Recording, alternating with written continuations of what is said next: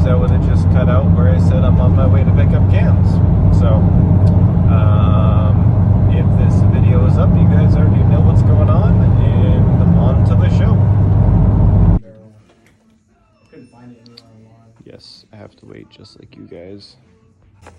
So you guys saw the 80%. Do for the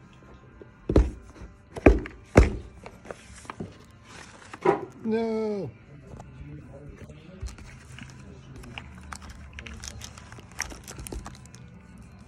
oh yeah.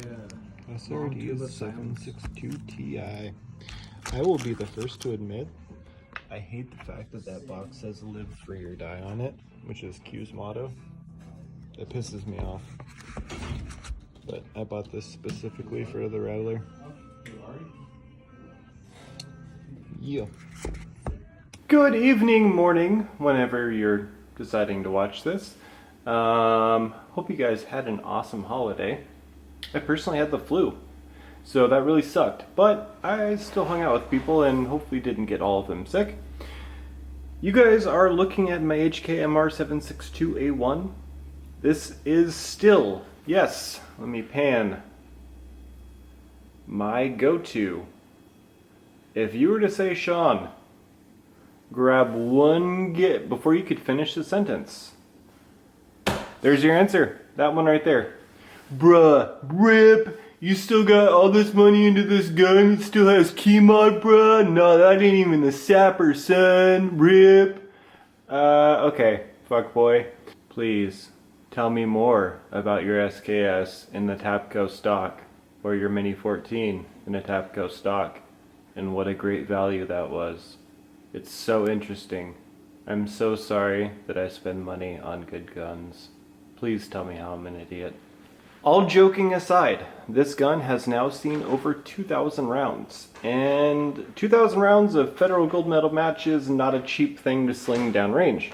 This again is the HK MR762-A1, and people have asked me a lot, Sean, did this replace your SCAR?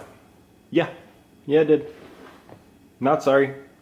I will never be apologetic for things that I like better than something else because, you know, the cool thing to like is something. I love this gun. This is my favorite rifle of all time.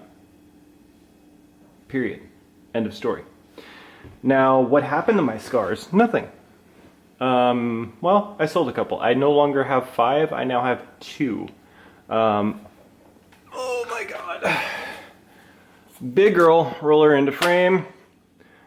And yes, for those of you who have asked me, the KDG, and I still hate them. Still hate them. They suck at responding to emails, their customer service absolutely blows. I asked them for their opinion and what they thought personally of the whole myth of using their stocks on a SCAR is going to create all these crazy problems. They read the messages, didn't say anything. So I'm assuming they either know about it or don't care enough to respond to me because I'm just a lowly little YouTuber with 20,000 subs. Appreciate each and every one of you. Sitting on top of it is still the Vortex Razor HD. HD2, I believe. You'll notice a trend here between my 308 battle rifles. And you probably have noticed something else about this one in particular, and let's really quick, because I know for a fact you guys probably have noticed a additional feature. Yes, this is a machine gun. So I can tell you that through extensive firing, full auto, and the surefire, even with a can on there, again, dead air for the win, and you'll notice, again, dead air, same can. Absolute favorite 308 can of all time. So anyways, even running this gun full auto, which I have done countless times, with a can, without a can, with a fox in a box, in a tree on your mom's knee, however you want to spin it, nothing bad has happened with the receiver. Everything's totally fine, I promise. Now I guess to further derail myself, what's it like to shoot the 17S full auto? It sucks. yeah, shooting 308 from your shoulder, it can be done. I get about 2 hits out of every 5 if I'm doing really controlled presses at about 200 yards on a human-sized piece of steel. I know, my dog is like, huh, that sucks. And I'm like, yes, it does. You probably have noticed that there's a MOLLE attachment on here. This is for my newest can, which is currently attached to this rifle. And actually, really quick, I just remembered that we do have cans inside of this case. So, let me do that again.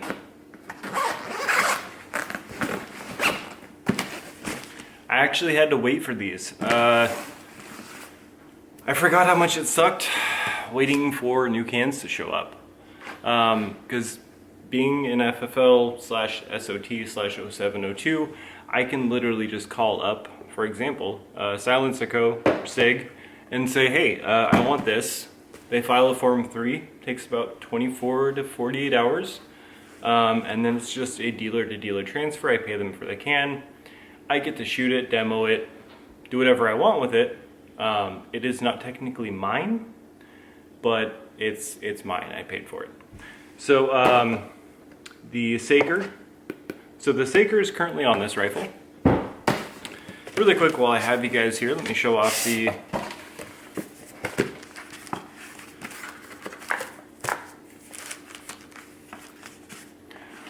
I'm going to tell you guys right now, I absolutely hate that the slogan is "Live Free or Die" on this can.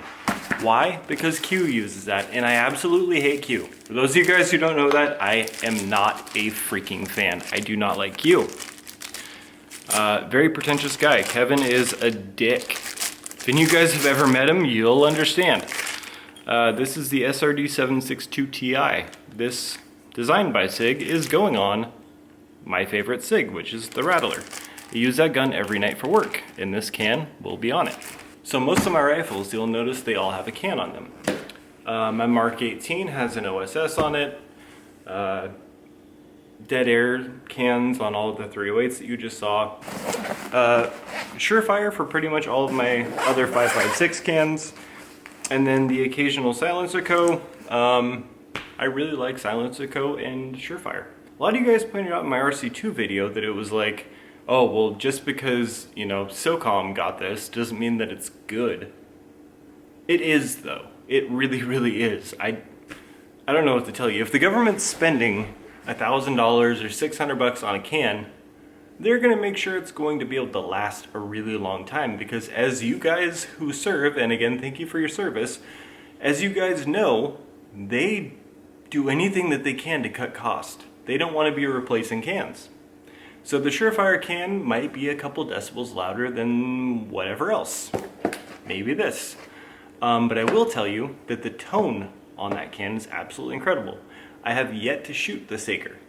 I've been next to one and it sounded great. I love the tone. Was it a couple decibels louder or quieter? I don't know. But I don't really care. How's that? Quick side note again. I have been waiting since the inception of the HK MR762-A1 video for Geisley to send me rails. I reached out to my Geisley rep today, hi Kevin, and said, dude, not only am I totally willing to pay for it, as I pay for everything, but if you send me both the HK MR762-A1 rail as well as the MR556 rail, I will tattoo your logo on my butt, on camera, and post a video. It will happen. Kevin said, dude, we're doing like the absolute best that we can to get these rails out to you. So my battle really isn't with Geisley, it's them trying to get enough of their rails out to military units that they don't have enough for civilian purchase. And they're not gonna just like turn on a CNC and special make me one. As much as I would love for that to happen, it's not going to. You get it. So the wait continues, which I'm totally cool with. So let's be real here for a minute, you guys. Let's talk about M-LOK. I hate it. Why do I hate it? Aesthetics. What do I put on the side of my rifles? Usually nothing. If anything at all. it's going to be a light. If it's a light, it's a scout. If it's not a scout, it's on a, well, it's not on a rifle. It would be like an Enforce APLC. But that's neither here nor there. With a weapon system like this, I'm going to be rocking either a maul again, or a D-ball, or a pack, or something. Because this is going to be a dedicated nighttime kill shit gun. Coyote, maybe just a nighttime, overall nighttime kill shit quietly gun. And, you know, somebody got killed by this gun, not obviously this one specifically, but a variant thereof, in the middle of the night, and he took it pretty well, right in the fucking head.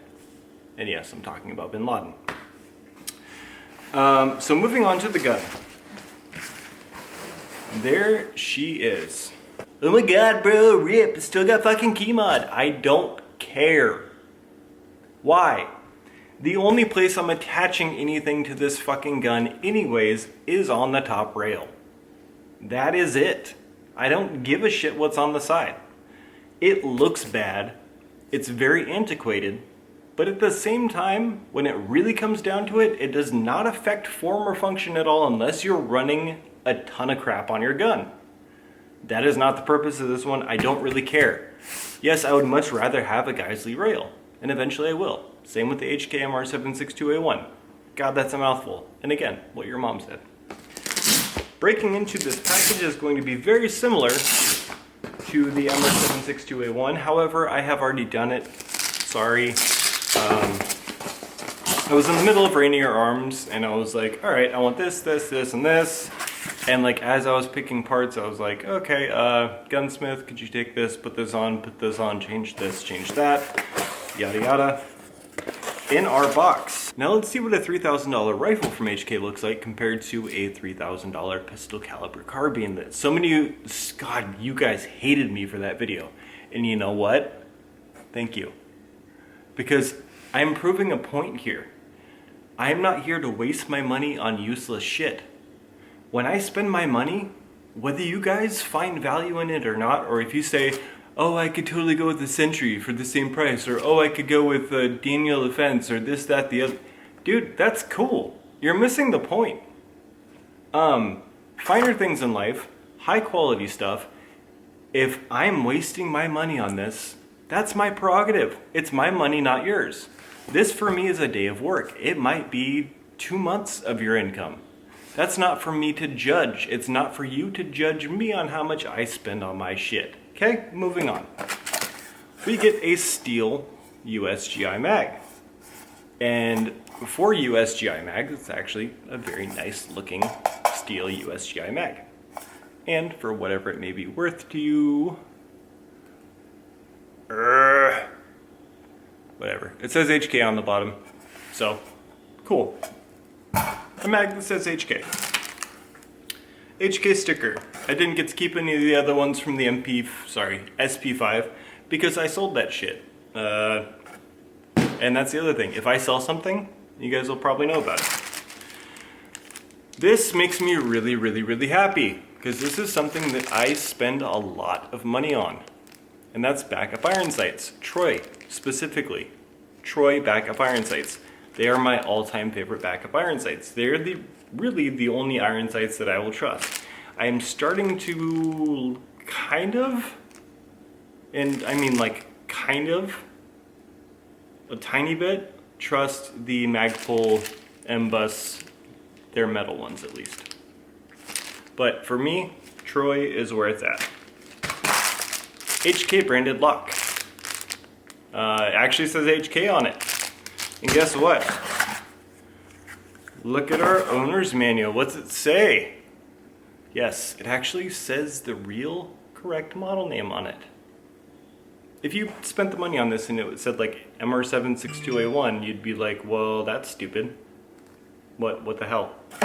Again, don't really care too much about manuals. For those of you guys who missed my MR762-A1 video, let me show you the awesomeness that is the HK tool, and guess what? This one is actually marked HK.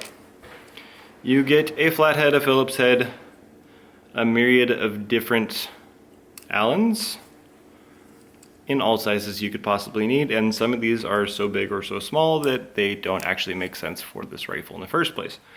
But they give it to you. That's cool. I like that. So we're going to yank these sights out because I'm actually going to be putting these on.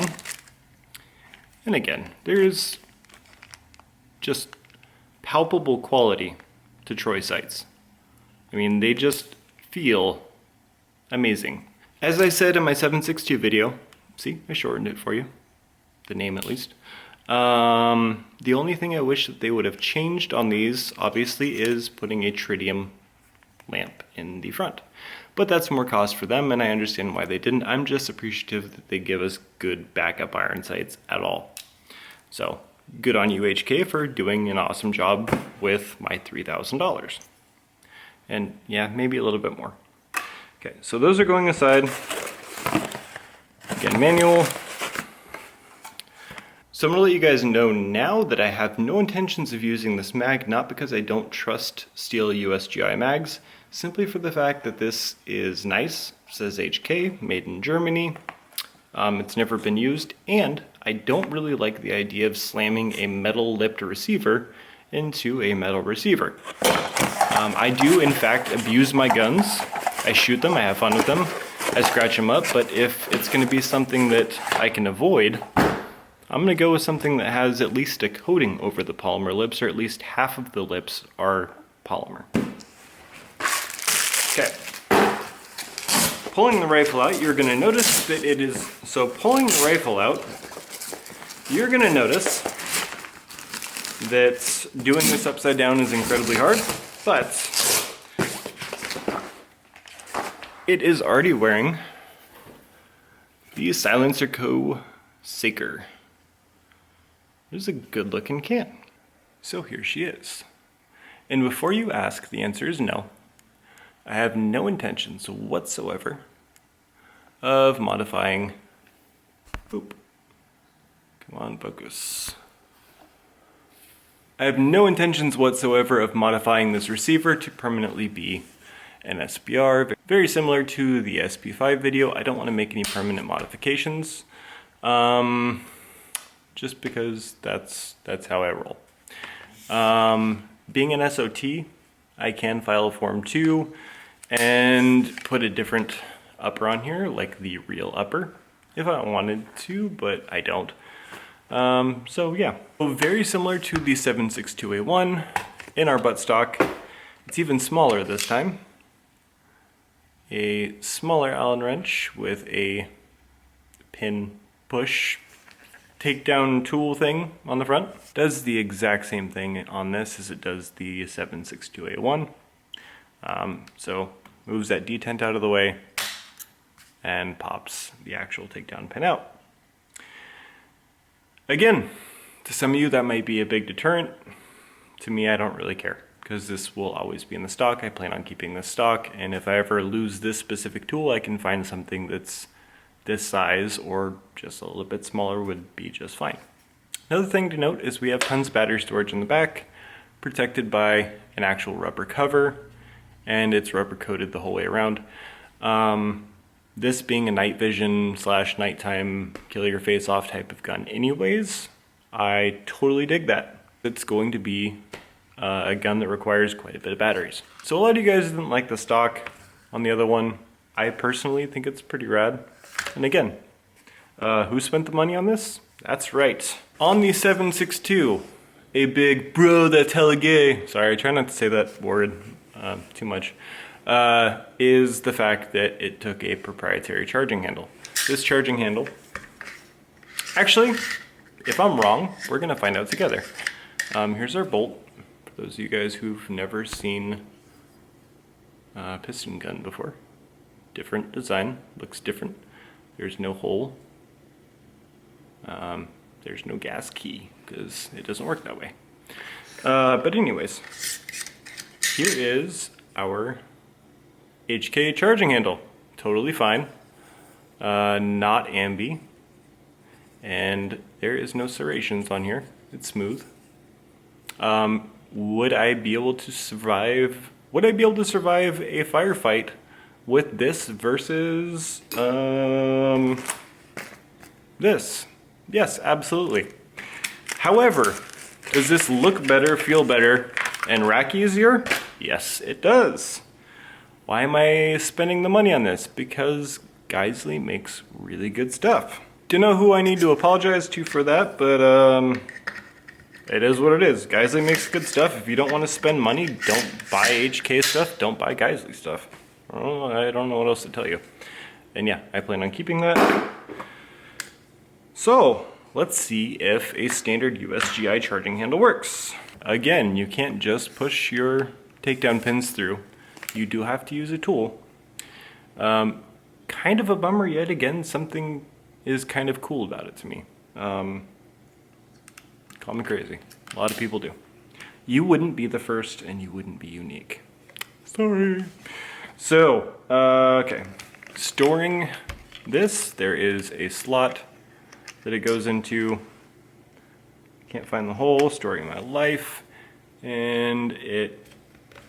Son of a... Alright, so if I stop looking through the viewfinder and actually pay attention to what I'm doing, there it is. Goes in like that, and butt pad goes on, twist, and lock. A lot of people have asked, what happens if you lose it? Then the recoil of 556 from a plastic stock will destroy my life. Nothing. I would get a new one. I don't even know why that's a question. What happens if you lose it? Then you lose it. That's your answer. What happens if you lose your left shoe? You just lost a shoe. Like, what's your question? Okay. So, as per usual, check with me. Clear, clear, very, very clear. You guys see in that chamber? Good job. Okay, so everything seems to function with the standard USGI charging handle. Again, looking through the viewfinder, everything seems to function just fine with the USGI charging handle. So, yes, you can change it. And that's the other cool part about this charging handle. If you guys haven't seen the ACH yet, pull one side, it does the other. Yes, I know Radian does that too. I just like Geisley better. Reach out to Radian and see how quickly they get back to you on anything. Yeah. One thing I am not changing on this rifle is its trigger, because this trigger is amazing. And when I did the Geisley trigger, a lot of people asked me that on the 762, yes, I did in fact lose the ability to put the weapon on safe without it being cocked. So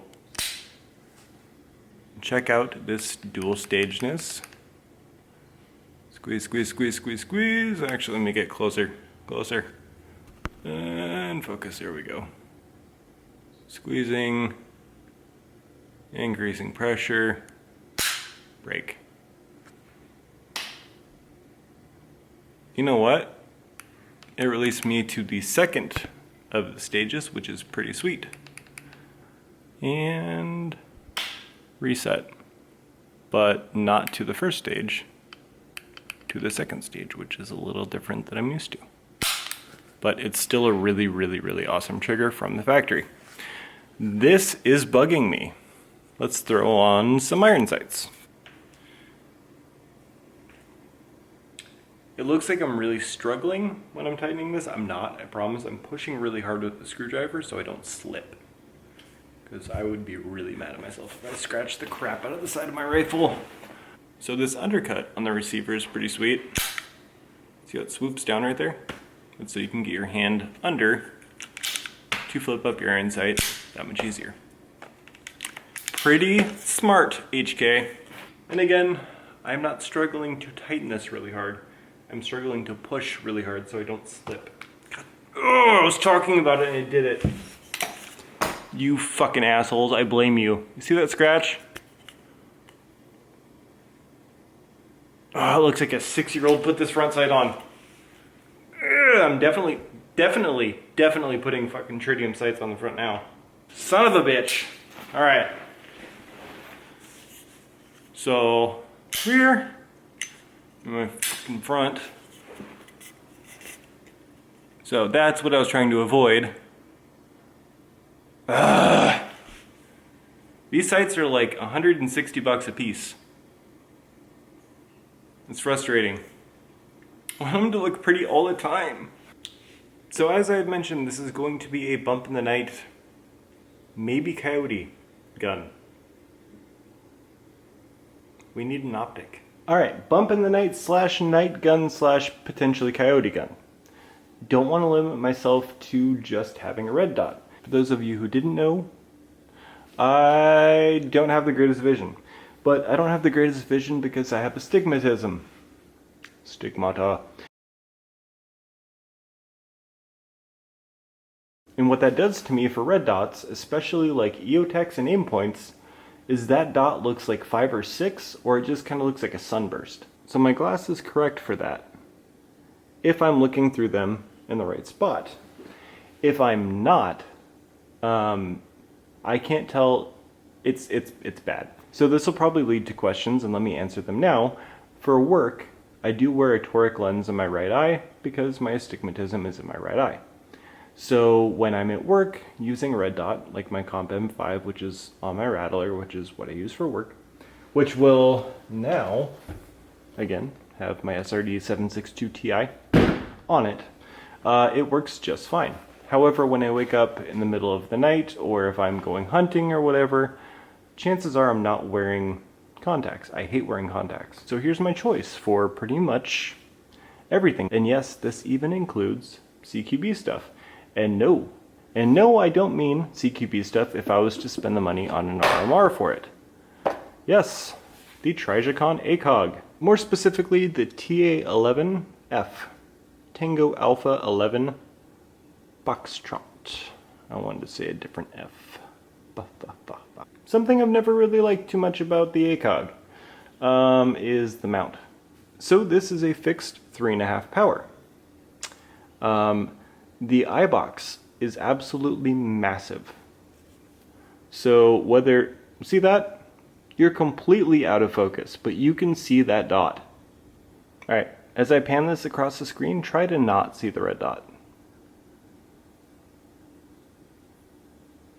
Going crazy with it. Okay, case in point. See that dot? If that dot's touching something 20 yards away from you and you pull that trigger, they're dead. The fine folks at Bobro Engineering think the exact same way. And if it's Bobro, don't care. It's Bobro. That's what I say. All of their mounts are a little bit spendy, but again, this is one of those definite you get what you pay for things. They do an absolutely incredible job machining. And something that I've noticed that I was always a little kind of wary about is when you lock these down, it doesn't take much force when it's actually on your rail. I was always like, it feels like it's kind of fucking loose. But the first time that I ever actually used one of these was a mount, a 34mm mount on a Barrett, and I was like, I kind of feel like the scope is going to smash me in the face. It didn't. It stood up, and I shot the crap out of that Barrett. Still have it, obviously. And it's still rocking a 34mm piece of glass. Really, really heavy piece of glass on a really heavy recoiling rifle with a design like this. Didn't seem like it was going to end well for me. Totally fine. Nothing bad came of it, and it held at 0. It's still zeroed to this day, some 3 years later. So with any scope or red dot, it's really important. You guys don't have to listen to me if you don't want to. I know a lot of you think that I'm an idiot, and that's totally fine. Don't do this. But those of you who want to listen, please do this. Make sure you're pushing forward. Shit. Not that hard. And keeping tension forward on your optic while you are locking it down. The reason for that is when your rifle recoils, your optic stays static, your rifle comes back. If there's any slop inside that pick rail, if you just zeroed it with the optic being slopped all the way to the back, if it shifts, you're going to lose your zero. So overall, that is a pretty damn fine looking rifle. And trifecta mount. The Saker What do I think of it so far? I like it. I do like it. It will live on this rifle, so I'm totally cool with locking the crap out of it. I have no intentions of taking this off. I am not the kind of person to buy a can and then buy a whole bunch of flash hiders and put that can on a whole bunch of different guns. This can is going to live on this gun. Unless, of course, this can doesn't run well on this gun, which I don't foresee happening. Then I would change it out. But here we have the HK MR556-A1. Yes. Ah, it feels good. Okay, so as promised, those of you guys who want to learn why I choose the TA11 and why specifically this one, the F, and why I like it so much, stick around. For those of you who are sick of hearing me talk, the rest of this is going to be about optics. You are free to leave. Alright, I lied. We're going to go straight through the actual manual itself, and I'm going to be really quick and brief about this. So at 100 meters, which is where you would zero, your point of aim is your point of impact. So the top of your chevron is 100 meters, the bottom is 200 meters. The bottom imaginary line is 300 meters. So now we start getting into an imaginary stadia line. A stadia line is one of these black horizontal lines. So imagine there's one going across there. So what this would look like, and why I love this reticle so much, so each stadia line represents 19 inches at each given value. So again, imagine that there's from right there to right there a line going across in red. That is 300 meters. It's 19 inches, which is about the average width of the human chest. So 4, 5, 6, 7, and 8. So basically what you would do is line one of these up from armpit to armpit, essentially, and if that line fits in there, or if it's in between, you're between 600 and 700.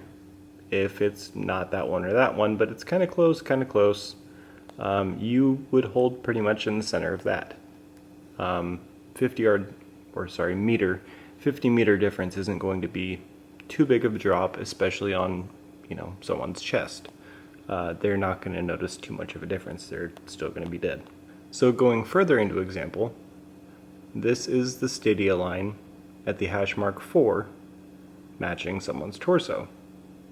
Now 5 would look like that. 6, so on, 7, 8. You get the point. Now let's say that we aren't using this for, the intention of killing somebody. We just need to know how far away something is. Well, take something that you know. What is a human torso equivalent to in size? Let's say a telephone pole. So if we're looking at a telephone pole, however far away, if it fits the bill, you can kind of get a rough estimate of ranging. So if you're sitting in the middle of nowhere, you don't have a dope chart, you have no idea how far anything is, this place is completely new to you. Before anything happens, should you need to, you could set up and kind of figure out what distances are what from where. And from there, you could actually have and develop a sort of semi-strategic plan as far as, okay, if I see somebody there, I'm going to hold here. If I see somebody there, you get the point. So this thing is incredibly intuitive. Again, in CQB, you hold your rifle up, you're going to see a red dot. You're not going to see, it doesn't look like this in front of your face, you just see red. It's just a red dot. Really quickly again, I'll show you. So again, roughly this is about what you're going to see. Just as quick as any other red dot sight, but you have the advantage of magnification and ranging. So you shoulder your weapon really far away. That's how generous this eye box is. I can be pretty sloppy with the camera. It stays there. I mean, that red dot goes on something. That's where you're hitting. So You have really quick acquisition, plus the advantage of magnification. On top of that, you have ranging. Further than that, you have tritium tube inside the actual optic, and on top of that, you have fiber optic on the outside. There's really no downside to this. A lot of people would be skeptical at the 3.5 power thing. So this having a 35mm objective lens, I will tell you right now that I can see better with this 3.5 power combat scope than I can with my 1:8 or 1:10 like my Vortex Razor. So I can see from 0 to about 1,000 yards realistically. To actually make a hit, I wouldn't try at 1,000, but I could with 3.5 power. And that is with essentially unlimited eye relief and 0 parallax. I don't have to change anything. No matter what you're looking at, this always looks good. Why are ACOGs so expensive? There's your answer.